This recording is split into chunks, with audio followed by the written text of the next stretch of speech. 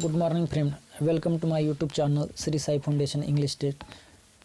Previous lecture we have studied about the 11th standard lecture and expansion of day, and that time we have learned about the icebreakers.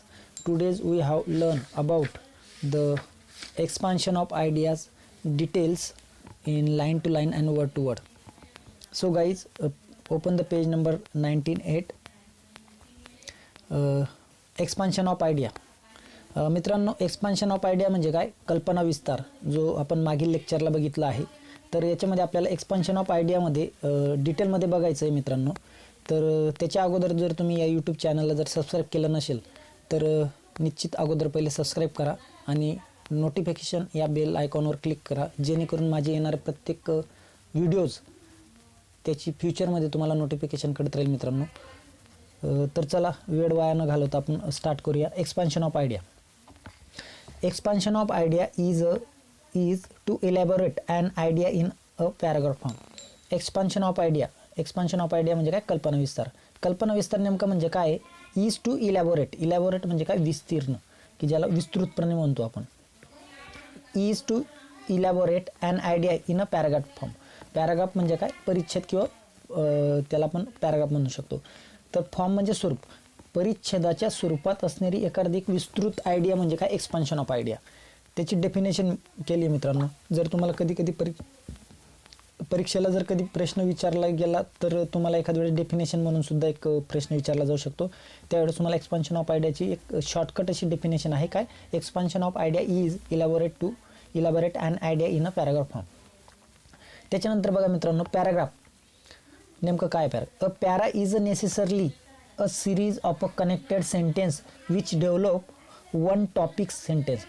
Para म्हणजे काय? पॅराग्राफला in शॉर्टमध्ये para म्हटलं आहे. Is a necessarily काय? अ series म्हणजे काय? शृंखला of a connected sentence.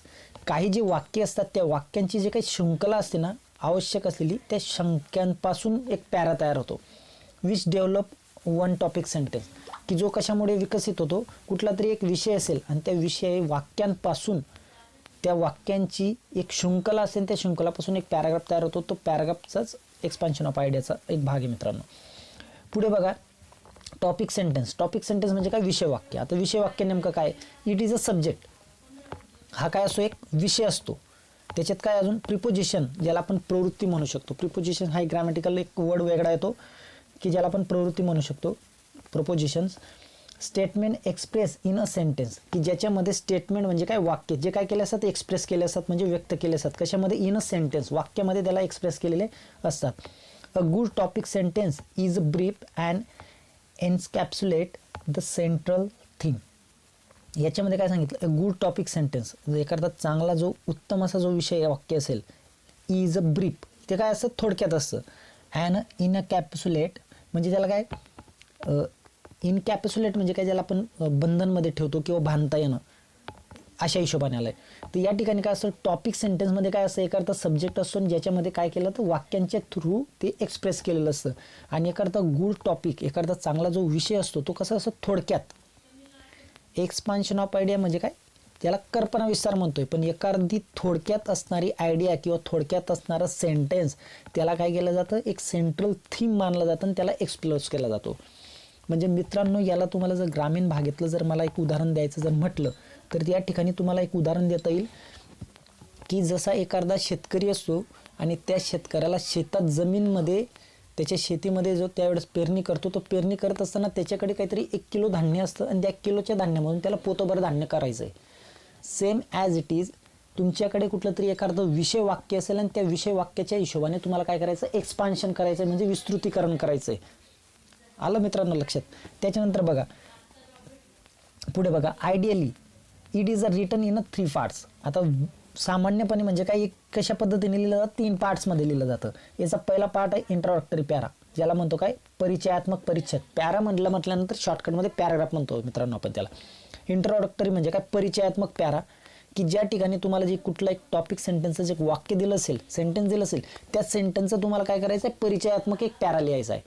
Second दिला आहे तुम्हाला कोअर कंटेंट. कोर कंटेंट म्हणजे काय, मूळ गाभा, की ज्याला मुख्य विषय म्हणतो किंवा सेंट्रल थीम म्हणतो आपण ज्याला.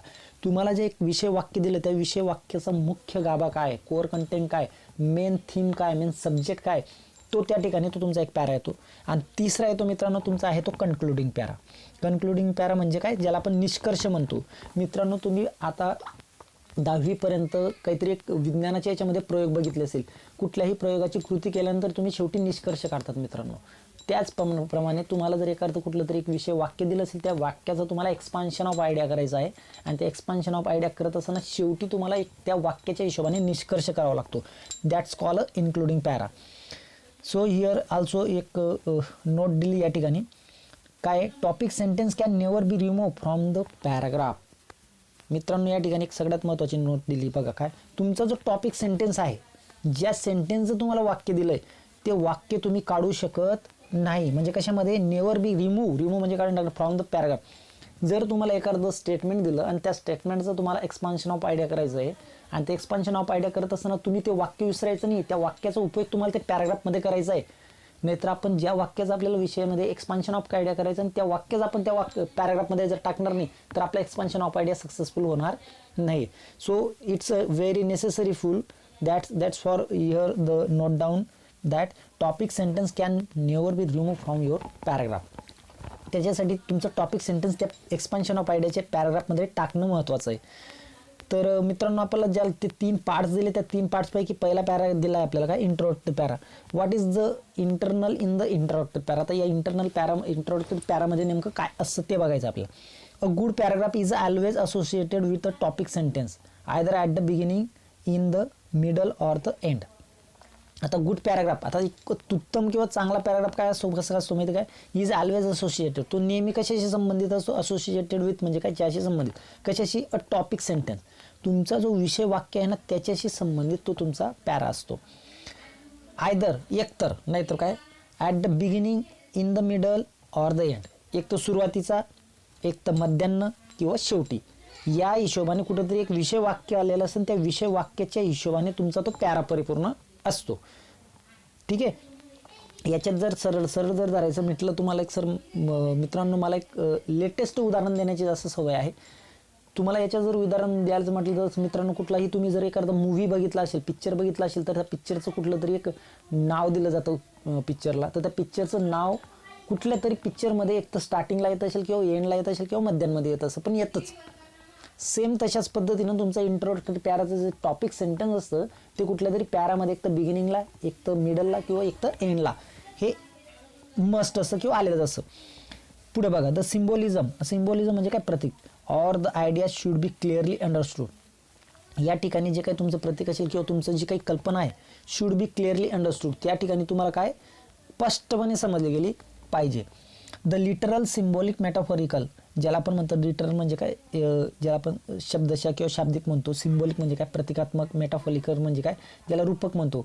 Meaning need to be given, की या ठिकाणी काय तुम्हाला शब्दशः, प्रतिकात्मक आणि रूपक meaning need to be given, त्या ठिकाणी तुम्हाला ते तशा पद्धतीचे अर्थ देणं गरजेचं आहे. सरळ तुम्ही एक्सपान्शन ऑफ आयडिया जर करत असाल तर सरळ तुम्ही साध्या पद्धतीने एक्सप्लेनेशन केलेलं जास्त मोस्टली त्या ठिकाणी नसतं. त्या ठिकाणी तुम्हाला रूपकात्मक काहीतरी एक्सपान्शन केलं गेलं पाहिजे. टू एक्सपांड म्हणजे काय, विस्तार करणे. And idea, the focus should be on word and expression of thoughts to put forth the hidden meaning or drop. तर या ठिकाणी बघा मित्रांनो काय सांगितलंय, टू एक्सपांड अन आयडिया, ज्यावेळेस तुम्ही कल्पनाचा विस्तार करतात त्यावेळेस फोकस शुड बी, तुमचा जो मुख्य केंद्र आहे तो काय, should be on a words म्हणजे काय, on expression of a thoughts. आता तुमचे एक्सप्रेशन म्हणजे काय, व्यक्त करणे. आणि कशाचं, ऑफ अ थॉट्स म्हणजे तुमचे काही जे विचार असतील त्यांचं व्यक्त करणं कशाच्या माध्यमातून, शब्दांच्या माध्यमातून ते केलं गेलं पाहिजे. To put for the hidden meaning or deeper thought behind the given idea. या ठिकाणी तुमचं जे काहीतरी असतील, एखादं तुमचं टॉपिक सेंटेन्स जर दिलं असेल, त्या टॉपिक सेंटेन्सच्या मागे काहीतरी हिडन थॉट असतात लपलेले. वाक्य तुम्हाला दिलं आहे एक आणि त्या वाक्याचं तुम्हाला एक्सपान्शन आयडिया करायचं. मित्रांनो मी तुम्हाला या ठिकाणी उदाहरण दिलं आहे. टॉपिक जर बघितला एक्सपान्शन ऑफ आयडिया, सेक्शन 3 11वीतल्या टॉपिकमधला सगळ्यात टफ असणारा हा सेक्शन आहे आणि तो सहजासहजी समजण्यासारखा नाही, कारण की हा आहे लिटरेचर फॉर्म. आणि लिटरेचर फॉर्म म्हणजे खूप डिफिकल्ट असतो, यात काही तो स्टोरी नसते, या ठिकाणी तुम्हाला थॉट समजून घेणं गरजेचं आहे.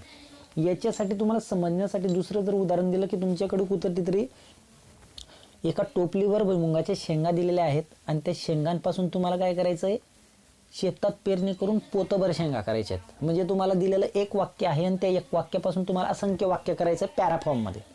ठीक आहे, गॉट इट. तर अशा पद्धतीनं तुम्हाला दिलेलं आहे. In a short the given idea needs to be a well evaluated and interpreted accordingly. The given idea, तुम्हाला जी काही आयडिया दिली किंवा कल्पना दिली, दॅट्स काय needs to be a well evaluated. म्हणजे त्याला तुम्हाला काय करायचं, इव्हॅल्युएटेड करायचं. कशा पद्धतीने, वेल इव्हॅल्युएटेड म्हणजे काय, विश्लेषण करणं. आणि काय करायचं आहे तुम्हाला, ते इंटरप्रिटेड अकॉर्डिंगली, आणि त्यानुसार तुम्हाला ते काय करायचं आहे, स्पष्टीकरण करायचं आहे. काय करायचं, त्या हिशोबाने स्पष्टीकरण करायचं. हे झालं तुमचं इंट्रोडक्टरी पॅरामध्ये. तुम्हाला जे विषय वाक्य दिलं ते विषय वाक्याच्या अनुषंगाने तुम्हाला ओझरतं फक्त त्या ठिकाणी इंट्रोडक्शन द्यायचं आहे. सेकंड पार्ट आहे मित्रांनो तुमचा कोअर कंटेंट. ठीक आहे, कोअर कंटेंट बघा. आता कोअर कंटेंट काय म्हणतो, म्हणजे तुमचा काय मूळ गाभा ज्याला म्हणतो. व्हाईल म्हणजे जेव्हा while elaborating various aspect of the idea.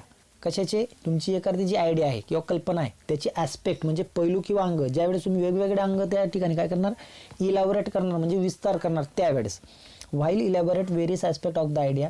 Remember, एक लक्षात ठेवायचं तुम्हाला काय, दॅट की the following point need to be taken into a consideration.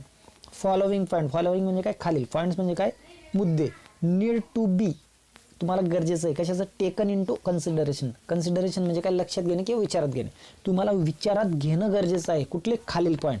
तर ते पॉईंट तुम्हाला डॉटमध्ये जे दिलेत ना मित्रांनो, ते तुमचे पॉईंट आहेत. ज्यावेळेस तुम्ही एक्सपान्शन ऑफ आयडिया करणार कुठल्याही तरी एखादा विषय वाक्याचं, त्यावेळेस तुम्हाला हे खालील पॉईंट विचारात घेणं गरजेचं आहे. कशासाठी, कोअर कंटेंटसाठी. मुख्य मित्रांनो तुम्हाला एक्सपान्शन ऑफ आयडिया म्हटल्यानंतर कुठला तरी एखादा मोठा निबंध टाईपने लिहायचा, त्या ठिकाणी कमीत कमी तुमचे 3 पॅराग्राफ आले गेले पाहिजे. आणि दुसऱ्या पॅराग्राफमध्ये तुम्हाला काय करणं गरजेचं आहे त्याच्यासाठी तुम्हाला या ठिकाणी दिलेलं आहे. बघा पहिला पॉईंट काय आहे, एक्सप्लोर पर्स्पेक्टिव्ह. आता एक्सप्लोर म्हणजे काय, तुमचं अन्वेषण करणे. कशाचं अन्वेषण करायचं आहे, पर्स्पेक्टिव्ह म्हणजे काय, तुमचा जो दृष्टिक्षेप आहे त्याचं तुम्हाला काय करायचं आहे, अन्वेषण करायचं आहे. गिव्ह इन्स्टान्स म्हणजे काय, ज्या ठिकाणी तुम्हाला फॉर एक्झाम्पल म्हणू शकतो आपण, उदाहरणं द्यायचे आहेत त्या ठिकाणी. अँड ॲनेकोडेक्ट्स म्हणजे काय, ज्या ठिकाणी तुम्ही विषय वाक्याच्या अनुषंगाने कुठले तरी एक जनरल प्रसंग सुद्धा टाकू शकतात की जे त्या विषय वाक्याला अनुषंगाने असतील असेच, विषय वाक्याच्या अवांतर नव्हे. म्हणजे ज्यालाच आपण काय म्हणतो, ॲनेकोडेक्ट्स म्हणतो. एक्सपिरियन्सेस, तुमचे स्वतःचे अनुभव तुम्ही त्या ठिकाणी टाकू शकता. Or even a personal experience, तुम्ही स्वतःचे वैयक्तिक अनुभव सुद्धा त्या ठिकाणी टाकू शकतात, परंतु टॉपिक सेंटेन्सला लागू असणारे असावेत. दॅट्स का फॉलोइंग पॉईंट मधला हा एक पॉईंट आहे. दुसरा बघा, there should be unity and clarity of a thoughts. Second point काय, there should be a unity, त्यांच्यात एक संधता असली पाहिजे आणि क्लॅरिटी आणि स्पष्टता असली. कशामध्ये, ऑफ अ थॉट्स. तुमचे जे काही विचार आहेत त्या विचारांमध्ये एक संधता आणि क्लॅरिटी म्हणजे काय, स्पष्टता असली गेली पाहिजे. नाही तर तुमचा विषय वाक्य आहे वेगळा आणि तुम्ही एक्सपान्शन ऑफ आयडिया करताय दुसऱ्या विचारांनी, तर ते तसं चालणार नाही. तुमचा जो विषय वाक्य दिलं त्या विषय वाक्याच्या हिशोबाने तुम्ही कशा पद्धतीने बांधणी करतायत विचारांची, तर ते तुम्हाला मस्ट आहे या ठिकाणी. ठीक आहे. Third point, maintain coherence and a logical link between two distinct point between the sentence. तुम्हाला काय करायचं, मेंटेन करायचं. मेंटेन काय करायचं आहे तुम्हाला, म्हणजे राखायचं आहे. काय, कोहेरन्स म्हणजे एक सारखेपणा, ज्याला आपण सिक्वेन्स, ज्याला आपण म्हणू शकतो सेमपणा, काहीतरी सेम असलं गेलं पाहिजे. मेंटेन करायचं आहे तुम्हाला काय, coherence and logical links between the 2 distinct point. तुमचे काही जर 2 आयडिया, तुम्ही जर एक आयडियाच्या माध्यमातून ज्यावेळेस 2 सेंटेन्स जोडत असणार, तर त्यावेळेस तुम्हाला विषय भरकटता कामा नये. त्या ठिकाणी तुम्हाला व्यवस्थित पद्धतीने लिंक करता यायला पाहिजे. जर समजून घ्या तुम्ही एखादा विषय वाक्याचा अनुषंगाने कुठलं तरी बालपण एक्सप्लेन करताय, तर तुम्ही डायरेक्ट त्या ठिकाणी एंड नाही करू शकत. तर त्या ठिकाणी बालपण, त्याच्यानंतर त्याचं किशोरावस्था, त्याच्यानंतर तरुणपण, नंतर म्हातारपण, एक सिक्वेन्स जनरली सांगितला. या ठिकाणी वाक्याचा मी तुम्हाला काही उल्लेख केलेला नाही, तर त्या ठिकाणी तुम्हाला एक सिक्वेन्स लिंक करता आला पाहिजे की माझा विषय वाक्याच्या अनुषंगाने मी स्टेप बाय स्टेप जात आहे. ठीक आहे. तर पुढचं बघा, for this discourse makers. Discourse म्हणजे काय, तर ज्याला आपण आता पुढचा तुम्हाला एक पेज नंबर 99 वर डिस्कोर्स मेकर्सवर खूप काही डिटेल येणार आहे की ज्याला आपण काय म्हणतो, असे काहीतरी संदर्भ जोडणारे जे काही असतील ना शब्द असतात त्यांना आपण म्हणतो डिस्कोर्स मेकर. त्याच्यानंतर कंजक्शन ज्याला काय अव्यय म्हणतो आपण, अँड कंजेक्टिव्ह ज्याला काय संयोग वाक्य ज्याला म्हणतो, फ्रेजेस. कंजेक्टिव्ह फ्रेजेस म्हणजे काय संयोग वाक्य. कॅन बी यूज, तुम्ही या ठिकाणी ते यूज करू शकतात. कशा पद्धतीने, काहीतरी संदर्भ जोडणारे शब्द असतील, काहीतरी अव्यय असतील किंवा संयोग वाक्य असतील, असे तुम्ही या ठिकाणी कॅन बी यूज करू शकतात. पुढे बघा, each para.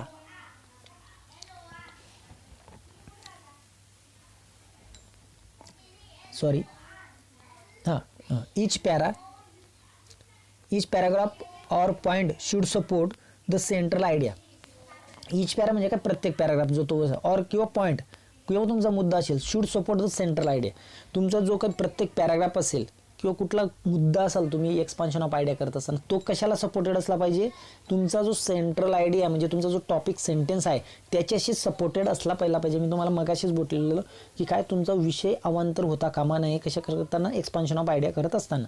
But proportion of a space, proportion of space म्हणजे काय, ज्याला आपण जागेचं प्रमाण संकुलित करणं असं म्हणतो, should be kept in mind. तुमच्या डोक्यामध्ये, तुमच्या विचारांमध्ये, तुमच्या माइंडमध्ये प्रोपोर्शन ऑफ द स्पेस, की ज्याला तुमचा जो विषय वाक्य जो तुम्हाला एक्सप्लेन करायचा आहे तिची किती मर्यादा असली गेली पाहिजे किंवा किती नाही एक्सप्लेन केलं गेलं पाहिजे, हे तुमच्या डोक्यात असणं गरजेचं आहे. नाहीतर एखादा विषय वाक्याचे असताना तुम्ही एखादा मायनर जो स्टेटमेंट असेल तो तुम्ही त्याला जास्त विस्तृती करून टाकतात नाही, तुमचा सेंट्रल जो आयडिया आहे तो तुम्ही जास्त विस्तृत करत नाही. तर त्या हिशोबाने तुम्हाला ओव्हरलुकिंग तुमच्या माइंडमध्ये तो कन्सेप्ट क्लिअर असला गेला पाहिजे. ठीक आहे. पुढचं बघा, प्रोपोर्शन ऑफ अ स्पेस म्हणजे ज्याला जागेचं प्रमाण आपण म्हणतो. ठीक आहे. मोर इम्पॉर्टन्स आयडिया, तर काय करायचं आहे, अधिकाधिक महत्त्वपूर्ण जे तुमच्या कल्पना आहेत त्या. त्याच्यानंतर मोर स्पेस लेस इम्पॉर्टंट आयडियाज. मोर स्पेस, आता मोर इम्पॉर्टंट आयडियाज तर मोर स्पेस आणि लेस इम्पॉर्टंट आयडिया तर लेस स्पेस. म्हणजे या ठिकाणी तुम्हाला जागेचं प्रमाण असं द्यायचं की तुमची मुख्य जी आयडिया असेल त्याच्यासाठी जास्त लिखाण केलं गेलं पाहिजे किंवा जास्त स्पेस दिला गेला पाहिजे या अनुषंगाने. जर मायनर आयडिया असतील किंवा लेस इम्पॉर्टंट आयडिया असतील तर त्याच्यासाठी तुम्हाला लेस स्पेस दिला गेला पाहिजे. ठीक आहे. त्याच्यानंतर पुढचं बघा मित्रांनो, प्रोपोर्शन ऑफ एम्फासिस. एम्फासिस म्हणजे काय, भर देणे किंवा जोर देणे. प्रोपोर्शन म्हणजे प्रमाण, तर जोर दिला गेला पाहिजे किंवा भर दिला गेला पाहिजे. काय, इज अन इम्पॉर्टंट ॲस्पेक्ट. हा जो काय आहे हा सगळ्यात मुख्य भाग आहे किंवा पैलू आहे किंवा अंग आहे. ॲस्पेक्ट म्हणजे अंग किंवा विषय म्हणूया. प्रोपोर्शन ऑफ द एम्फासिस, प्रमाणावर भर देणं हे काय सगळ्यात महत्त्वाचा विषय आहे किंवा भाग आहे. इट सिम्पली मीन्स, याचा सरळ अर्थ म्हणजे काय, keeping the principal subject. Keeping म्हणजे काय, राखून ठेवणे. काय, द प्रिन्सिपल सब्जेक्ट, मुख्य तुमचा जो विषय आहे तो राखून ठेवायचा आहे तुम्हाला. In place of prominence throughout the para, तो तुम्हाला राखून ठेवायचा आहे मुख्य शब्द. कशामध्ये, त्याच्या जागेवर, कोणत्या जागेवर, ज्या ठिकाणी तुम्ही एक्सप्लेन करणार आहेत त्या जागेवर. कशासाठी, तो पण कसा, प्रॉमिनन्स ज्याला आपण प्रामाणिकपणे म्हणतो. आणि थ्रू आउट द पॅरा, पूर्ण पॅरामध्ये तुम्हाला विषय वाक्याला विसरायचं नाही आहे. तुमच्या डोक्यात तो विषय म्हणजे टॉपिक सेंटेन्स ज्याला म्हणतो आपण, त्या टॉपिक सेंटेन्सवरच तुम्हाला एक्सपान्शन ऑफ आयडिया करता यायला पाहिजे. तो तुमच्या डोक्यातून निघता कामा नये, की जेणेकरून तुम्हाला तो कुठल्याही पॅरामध्ये तुम्हाला तो मिसमॅच होता कामा नाही. पुढे बघा, अवॉइड टू मेनी आयडियाज.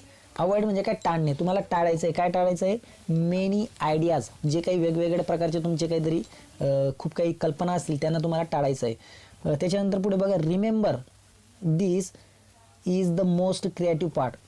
एक तुम्हाला एक लक्षात ठेवायचं काय, की this is the most creative part. हा जो आहे ना, ज्याला आपण म्हणतो क्रिएटिव्ह म्हणजे काय, सर्जनशीलता, की आपल्या असणाऱ्या काहीतरी क्लुप्त्या, नवीन सुचणाऱ्या काहीतरी क्लुप्त्या. To demonstrate your language skill, ज्या तुम्हाला काय करायचं, डेमॉन्स्ट्रेट करायचं म्हणजे काय, प्रदर्शन करायचं आहे. कशामध्ये, युअर लँग्वेज स्किल, तुमचं भाषिक जे कौशल्य आहे त्या भाषिक कौशल्यामध्ये तुम्हाला काय करायचं आहे, त्यांना सर्जनशील करायचं आहे. म्हणजे त्यांना व्यक्त करायचं आहे, त्यांना निर्माण करायचं आहे. अशा या ठिकाणी तुम्हाला हे लक्षात ठेवलं गेलं पाहिजे आणि हे सगळ्यात महत्त्वाचं आहे. त्याच्यानंतर मित्रांनो, तुमचा जो थर्ड पॅरा होता, कन्क्लुजन. आपण याच्यामध्ये बघितलं आहे की 3 पॅराग्राफ पडतात इनिशियली एक्सपान्शन ऑफ आयडिया करताना. त्याच्यामध्ये फर्स्ट आपण बघितला मित्रांनो एक्सपान्शन ऑफ आयडियाचा, याच्यामध्ये इंट्रोडक्टरी पॅरा, कोअर कंटेंट, आणि थर्ड जो आहे कन्क्लुजन, ज्याला आपण निष्कर्ष म्हणतो, की निष्कर्ष पॅरामध्ये आपण काय केलं गेलं पाहिजे. ठीक आहे. At the end we need to sum up suitably with a strong and relevant point.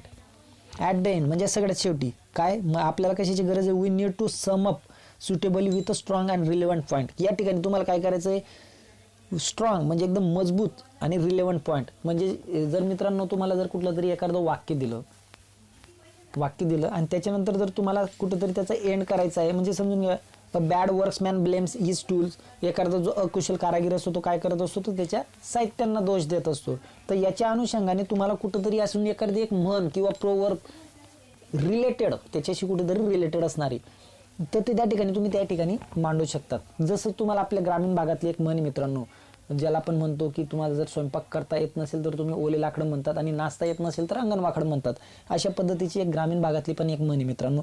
त्या हिशोबाने तसं पद्धतीने तुम्ही काय करू शकतात, एंड करू शकतात. त्यालाच म्हणतात तुमचे रिलेव्हंट पॉईंट किंवा स्ट्रॉंग, जो तुमचा समपसना गेला पाहिजे तो एंड केला गेला पाहिजे. त्याचं जसं मी तुम्हाला पुढे सांगितलं तेच दिलंय बघा. Use of proverb is appropriate at the end with the similar meaning sentence given in the topic sentence. Use करायचा आहे तुम्हाला, वापर करायचा आहे कशाचा, प्रोवर्बचा म्हणजे एखादी मनचा. इज अप्रोप्रिएट म्हणजे काय, योग्य. कशा ठिकाणी, at the end with the similar meaning, तशाच अर्थाने असणारी समानार्थी म्हण, की ज्या ठिकाणी तुम्हाला काय करायची, त्या ठिकाणी तुम्ही एंड करताना त्या ठिकाणी त्या हिशोबाने तुम्हाला म्हण म्हणायची. जसं मी तुम्हाला सांगितलं की मित्रांनो, एक म्हण जर मी तुम्हाला दिली की अकुशल कारागीर नेहमी काय करत असतो, त्याच्या साहित्यांनाच ब्लेम देत असतो, परंतु तो स्वतःहून मान्य करत नाही की मी कुशल कारागीर नाही आहे, मी अकुशल कारागीर आहे हे असं तो मान्य करत नाही. म्हणून तो काय करत असतो, त्याच्या साहित्यांना ब्लेम करत असतो. त्याच पद्धतीची तुम्ही हे जर टॉपिक सेंटेन्स असेल तुमचं आणि तुम्ही जर त्याला एक्सपान्शन ऑफ आयडिया करत असणार तर त्या ठिकाणी एंड करत असताना तुम्ही हे पण टाकू शकतात की रांधता येईना ओले लाकडे आणि नाचता येईना अंगण वाकडे. त्याच पद्धतीनं सुद्धा हे मिनिंग जुडणार कुठंतरी प्रोवर्ब आहे मित्रांनो. अशा पद्धतीचा तुम्ही एंड केला गेला पाहिजे. तुम्हाला फॉर एक्झाम्पलसाठी दिलंय बघा, the given one is tit for tat, म्हणजे जशाच तसे. You may sum up using another similar one, reap as you sow. जशाच तसं म्हटल्यानंतर मी जसं आहे तसंच माझ्याशी वागणार आहे, किंवा मी जसं वागेल तसंच माझ्याशी समोर वागणार आहे. तशाच पद्धतीने another similar one, reap as you saw, जसं तुम्ही पेराल तसं उगणार. जर मी शेतामध्ये गहू पेरला तर गहूच उगवणार आहे, बाजरी उगवणार नाही आहे. की जर मी शेतात जर कपाशी लावली तर त्या ठिकाणी भुईमुगाच्या शेंगा अजिबात लागणार नाही. त्याच ठिकाणी जशाच तसं मी जसं पेरलं तसं उगणार आहे. तुम्हाला एक topic sentence tit for tat दिला होता मित्रांनो, पण एंड करत असताना कुठेतरी त्याच अनुषंगाने कुठेतरी सिमिलॅरिटी या ठिकाणी मॅच केलेली आहे. तर अशा पद्धतीने मित्रांनो या ठिकाणी इंट्रोडक्टरी पॅरा, कोअर कंटेंट आणि कंक्लुजन दिलेलं आहे. तर त्याच्यानंतरचा पेज नंबर 99 वर मित्रांनो keywords for expansion of idea. ते या ठिकाणी तुम्हाला कीवर्ड्स दिले आहेत आणि एक्सपान्शन ऑफ आयडियाचे. तर त्याच्यामध्ये दिलं आहे मित्रांनो, as example let's take the concept love thy neighbours as दाय सेल्फ. तर मित्रांनो हा जो एका याच्यामध्ये कन्सेप्टमध्ये तुम्हाला जो एक भाग दिला आहे, हा जो THY दाय जो दिला आहे, तर त्याचा अर्थ थोडा एक मॉडर्न लिपीमध्ये आपण त्या ठिकाणी आता तुझे असं म्हणतो याला. As an example let's take the concept, एक ठिकाणी तुम्हाला एक कन्सेप्ट दिली, दाय लव दाय नेबर्स ॲज दाय सेल्फ. या ठिकाणी कुठेतरी तुम्ही तुमचे जे काही शेजारी असेल त्या शेजाऱ्यांवर कशा पद्धतीने प्रेम करा, स्वतःप्रमाणे. दाय सेल्फ म्हणजे काय, युअर सेल्फ, या ठिकाणी तुमच्या स्वतःप्रमाणे. तर याच्या ठिकाणी की पॉईंट दिला का बघा, we should love others as we love our selves. या ठिकाणी की पॉईंट काय, वी शूड, आपल्याला काय केलं गेलं पाहिजे, प्रेम केलं गेलं पाहिजे इतरांवर. कशाप्रमाणे, as we love our self. आपण आपल्या स्वतःच्या व्यक्तींबाबतीत जसं प्रेम करतो तसंच आपल्याला प्रेम करायचं आहे कशा, कोणावर, शेजाऱ्यांवर. आता या ठिकाणी तुम्हाला दिलं बघा लिटरल मिनिंग, म्हणजे शब्दशः अर्थ ज्या ठिकाणी म्हणतोय, to find a pleasure in others virtues. म्हणजे टू फाइंड म्हणजे काय, शोधणं. कशाचं, काय शोधायचं आपल्याला, प्लेजर्स म्हणजे ज्याला आपण सुख किंवा आनंद म्हणतो, इन अदर्स वर्च्यूज, इतरांचे जे काही सद्गुण आहेत. वर्च्यूज म्हणजे काय, गुण किंवा सद्गुण. ते सद्गुण आहेत त्याच्यामध्ये तुम्हाला आपल्याला काय करायचं, आनंद शोधायचा आहे. मित्रांनो जनरली सोशलमध्ये हे चित्र बघायला भेटत नाही. इतरांच्या सुखामध्ये आपल्याला निश्चितच आपलं दुःख दिसतं. एक कुठंतरी एक म्हटलं जातं की पंक्तीमध्ये बसत असताना इतरांच्या ताटात आपल्याला जसं तूप दिसतं ना, तशाच पद्धतीचा हा थॉट आहे मित्रांनो या ठिकाणी दिलेला, की या ठिकाणी काय, आपण इतरांच्या सद्गुणांशी जर तुम्ही जर आनंदी राहणार तर निश्चितच हा कन्सेप्ट कुठेतरी वाढत जाणार आहे मित्रांनो. ठीक आहे. तर या ठिकाणी एक कुठेतरी एक मला एक थॉट सांगावा लागतो की माणूस हा स्वतःच्या दुःखापासून एवढा दुःखी नाही येतो जेव्हा इतरांच्या सुखापासून जेवढा दुःखी आहे. बरोबर आहे की जो मनुष्य हा गुण असा आहे की जो इतरांच्या सुखापासून जेवढा दुःखी ना तेवढा तो स्वतःच्या दुःखापासून नाही. म्हणजे हा कन्सेप्ट कुठेतरी बदलला गेला पाहिजे, म्हणून तुम्ही तुमचे जे काही शेजारी असतील त्या शेजाऱ्यांवर तुम्ही कशा पद्धतीने प्रेम केलं गेलं पाहिजे, जसे तुम्ही स्वतःच्या जवळच्या व्यक्तींवर जसं प्रेम करतात, त्यांना आदर आपुलकीने धरतात, तशा पद्धतीने तुमच्या शेजाऱ्यांशी वागलं गेलं पाहिजे. To love means the overlook the faults. आता या ठिकाणी लव म्हणजे काय, त्यांना लव करा म्हणजे प्रेम करा म्हणजे काय, तर नेमकं काय करायचं आहे याचा अर्थ दिला आहे. टू ओव्हरलुक म्हणजे काय, दुर्लक्ष करणे. द फॉल्ट म्हणजे काय, दोष. तुमचे जे काही शेजारी असतील त्यांच्या दोषांकडे तुम्ही काय करा, दुर्लक्ष करा, म्हणजे त्यांना टाळा. अँड ॲप्रिसिएट आणि प्रशंसा करा. कशाची, द व्हर्च्यूज, त्यांचे जे काही गुण असतील ना त्यांची प्रशंसा करा. In other and forgive other as we forgive ourselves. आणि त्यांचे जे काही दोष असतील ना त्यांना विसरा, पण परंतु त्यांचे गुणांना काय करा, त्यांना ॲप्रिशिएट करा, म्हणजे त्यांची प्रशंसा करा. तर या ठिकाणी आपण याच्या समाजामध्ये याच्या पलीकडे चित्र बघायला मिळतं मित्रांनो. आपल्याला आपण काय करतो, समोरचे दोष असतील ना ते दोषांचा उदो करतो, परंतु त्याचे गुण आपण कधी सांगत नसतो. हा थॉट कुठेतरी चेंज होणं गरजेचं आहे. त्याच पद्धतीने तुम्हाला हा पॉईंट दिला आहे.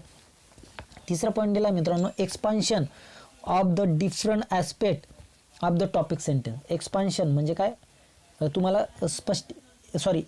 Explanation of the different aspect of the topic sentence. तुम्हाला काय करायचं, स्पष्टीकरण करायचं. काय, आपण डिफरंट ॲस्पेक्ट, तुमचे काही जे वेगवेगळे किंवा विविध पैलू असतील विषय वाक्यांचे, त्यांचं तुम्हाला काय करायचं, स्पष्टीकरण करायचं. त्याच्यात तुम्हाला खाली एक पॉईंट दिला आहे बघा, we should love human being because all human being are image of gods.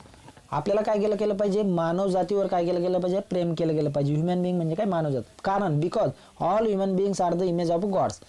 प्रत्येक मानवजात एक आहे, एक प्रतिमा आहे. कशाचं, देवाची एक प्रतिमा आहे. कुठेतरी एका संतांनी म्हटलेलं होतं काय, माणसांमध्येच देव असतो, दगडांमध्ये देव शोधण्यापेक्षा माणसांमध्ये देव शोधला जातं, असं संत गाडगे बाबांनी म्हटलेलं आहे. त्याच हिशोबाने आपल्याला कुठेतरी या ठिकाणी एक्सप्लेन करायचं.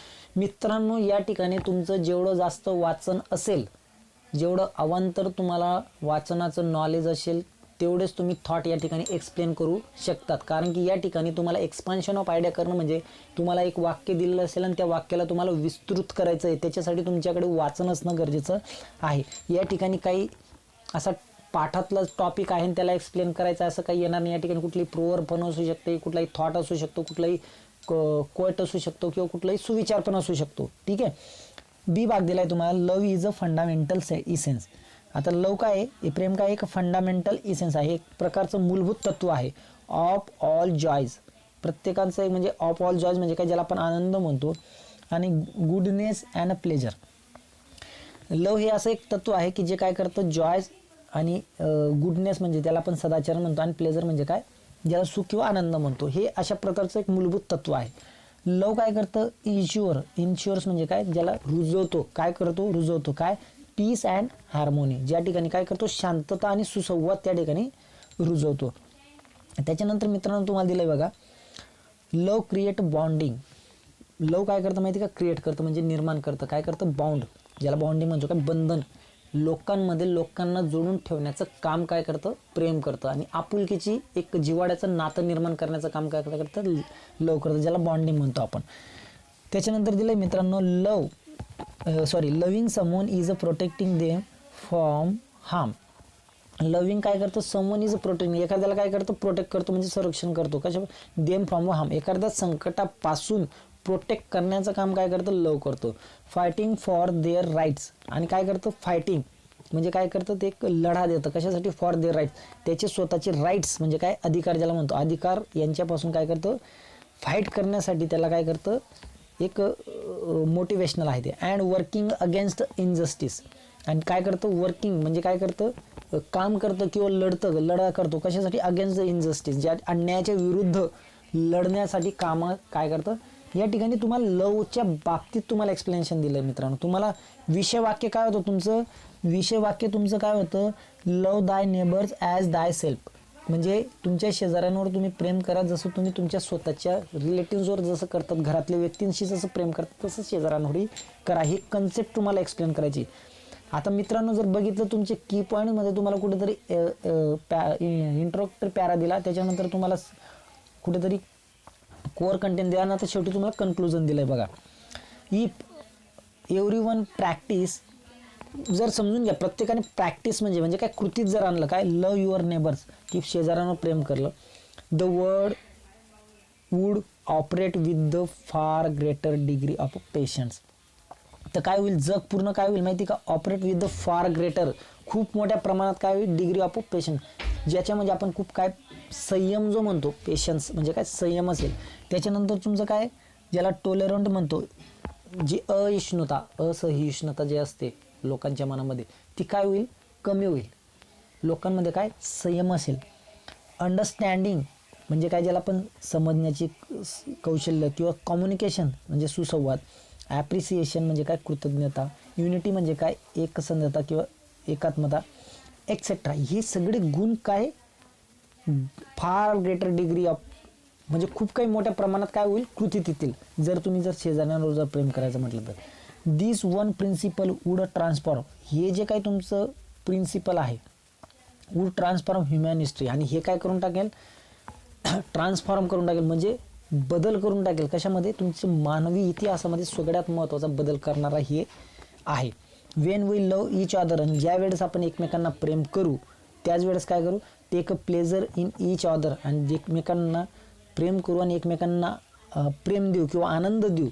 तर अचिव्हमेंट अँड वर्क टुगेदर, तर हे सगळं काय होईल आपल्याला एक तेव्हाच साध्य होईल. ज्यावेळेस केव्हा होईल, ज्यावेळेस आपण एकमेकांना प्रेम करू आणि इतरांना आनंद देऊ, त्याच वेळेस हे काय होईल, अचिव्हमेंट होईल म्हणजे साध्य होईल.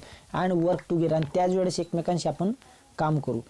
We are able to achieve harmony and peace sustaining and the universe, आणि हे काय माहिती का, टू अचीव हे साध्य करणं कशाच्या बाबतीत आहे, सुसंवाद ज्याला म्हणतो, अँड पीस ज्याला आपण म्हणतो शांतता, सस्टेनिंग द युनिवर्स. आणि हे केव्हा, हे सस्टेनिंग जर करायचं असेल आपल्याला, कायम जर करायचं असेल कोणत्या लेवलवर, युनिवर्स लेवलवर म्हणजे विश्विक लेवलवर, तर यासाठी तुम्हाला हे अचीव करणं गरजेचं आहे. तर one more is done for you, या ठिकाणी तुम्हाला एक अशाच पद्धतीचा एक एक्सपान्शन ऑफ आयडियाचं दिलेलं आहे ट्रॅव्हलिंगच्या बाबतीत. तर मित्रांनो, मी आजच्या व्हिडिओला इथंच थांबतो, कारण की व्हिडिओ खूप व्हास्ट होईल आणि खूप मोठा होईल. त्याच्यानंतर याचा पुढचा जो व्हिडिओ आहे, तो याचा पुढचा व्हिडिओमध्ये आपण वर्कशॉप ज्याला आपण ब्रेनस्टॉर्मिंग म्हणतो तो, आणि राहिलेला भाग आपण कंटिन्यू करणार आहोत मित्रांनो. तर तुम्हाला हा व्हिडिओ कसा वाटला मित्रांनो, तर निश्चितच कॉमेंट बॉक्समध्ये मला काही डाऊट्स असतील तर ते टाईप करून मेसेज करा. आणि जर तुम्ही या व्हिडिओला जर लाईक केलं नसेल तर लाईक करा, शेअर करा, आणि चॅनलला निश्चितच सबस्क्राईब मित्रांनो. धन्यवाद.